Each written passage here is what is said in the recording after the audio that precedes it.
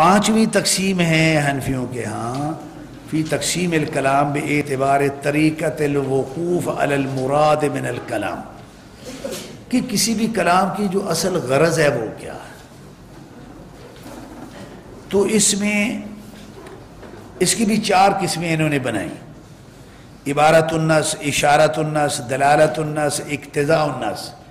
یہ تین اشارہ، دلال اور اقتضاء، یہ تو ہم پڑھا ہے جمہور کے ضمن میں۔ دلالت النص جو ہے وہ مفہوم موافق ہے حنفیوں کے ہاں، دلالت النص جو جمہور کے ہاں مفہوم موافق ہے اس کو کہتے ہیں، وہ بھی وہاں پڑھ لیا۔ اب آ جا کے ایک ہی بچی، وہ ہے عبارت النص۔ اب عبارت النص کی جو اصطلاح ہے یہ بھی الجھی ہوئی اصطلاح ہے۔ پیچھے جو اصطلاحیں گزری ہیں ان میں سے کس اصطلاح کے ساتھ اس کا الجھاؤ ہے؟ اس کا الجھاؤ ہے ظاہر اور نص کے ساتھ۔ کہ پہلے ہم نے پڑھا کہ انہوں نے کہا جی ظاہر دلالہ لفظیہ اگر ہو تو اس کو ظاہر کہتے ہیں، اگر وہ مقصود بھی سوق بھی ہے تو اس کو کیا کہیں گے؟ نص کہہ دیں گے۔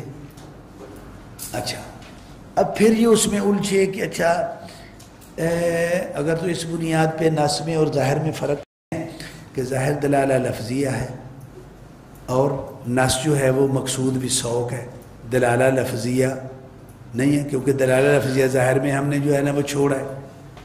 اب نص میں جا کے ہم نے کیا کیا؟ اصل بات کیا کی کہ وہاں پہ جو ہے نا وہ مقصود بھی سوق کا اعتبار ہے، تو یہ بھی معقول بات نہیں بنتی کہ نص ایک اصطلاح ہے جس میں ہم یہ کہیں کہ دلالہ لفظیہ یہاں نہیں ہوتی، یہاں کیا مقصود ہوتا ہے؟ مقصود بھی سوق دیکھا جاتا ہے۔ او بھائی مقصود بھی سوق بھی تو دلالہ لفظیہ ہوگی تو پھر بات بنے گی نا، تو دلالہ لفظیہ کو ادھر بھی لاؤ، ظاہر میں جو رکھا ہے تو ادھر بھی لاؤ، نہیں تو اکیلا مقصود بھی سوق ہے، یہ کیسے اصطلاح اس پہ آپ بنا سکتے ہیں؟ یہ کیسے بنے گی؟ کہ کہیں جی نص وہ ہوتی ہے جس میں دلالہ لفظیہ تو کوئی نہیں ہوتی لیکن مقصود بھی سوق ہوتا ہے۔ اگر دلالہ لفظیہ نہیں ہے تو مقصود بھی سوق کیا ہوتا ہے؟ وہ کہاں سے آتا ہے دلالہ لفظیہ کے بغیر؟ تو یہ بڑا اس میں ایک تناقض ہے، الجھاؤ ہے، اور بڑا کمزوری ہے، ضعف ہے اس میں۔ بات کو دہرا رہا ہوں کہ یہ تیسری اصطلاح بھی اسی چکر میں ہے یہ۔ اب وہاں یہ سلجھا، چلو جی مقصود بھی سوق، ظاہر میں مقصود بھی سوق کو آپ کلیتاً جو ہے نا وہ کیسے نفی کر سکتے ہیں؟ تو پھر یہ اچھا جی چلو وہاں دلالہ لفظیہ ہے لیکن مقصود بھی سوق طبعاً ہے، ٹھیک۔ یہاں نص میں جو ہے وہ دلالہ لفظیہ ہے، مقصود بھی سوق اصالتاً ہے، تو ایسی صورت میں چلو کسی نہ کسی طرح یہ دونوں اصطلاحیں سلجھا دی گئیں، لیکن تطبیقاً جب آپ جائیں گے تو یہ دو پھر بھی نہیں رہیں گے، یہ ایک ہی بنے گی تطبیق میں جائیں گے تو۔ اب یہاں عبارت النص ہے۔ ابھی عبارت النص کیا ہوتی ہے؟ وہ کہتے ہیں جی ماسی کل کلام لاجلہ ہی، یعنی مقصود بھی سوق بھی ہوتی ہے، وہ ارید بہ قصدن، اور اس کا وہ مقصود بھی ہوتی ہے۔ بھائی دلالہ لفظیہ کدھر گئی؟ یہ تو پھر وہی بات آ گئی جو نص میں بات آپ نے کی تھی کہ دلالہ لفظیہ نہیں ہے بلکہ مقصود بھی سوق ہے، وہی آپ یہاں عبارت النص میں بھی جو ہے نا وہ کر رہے ہیں۔ تو یہاں پھر کیا کریں گے؟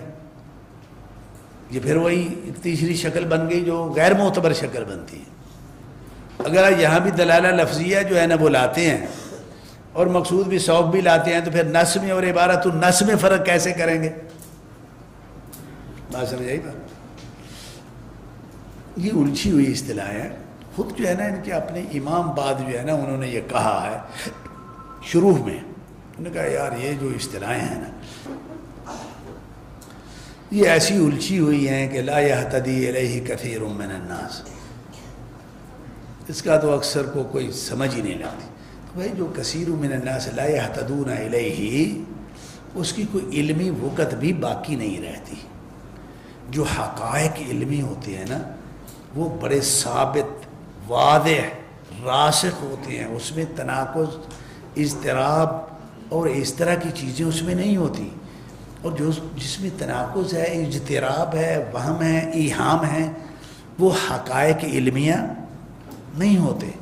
تو اب یہ ایک اصطلاح ہے جو ان دو کے ساتھ پھر الجھی ہوئی ہے، اور خود وہ کہتے ہیں کہ یہ ہمارے علماء میں بھی بہت سوں کو علم نہیں ہے۔ تو چلو نہیں ہے تو آپ کو پتہ نہیں ہے تو ہم کیا کریں بھائی؟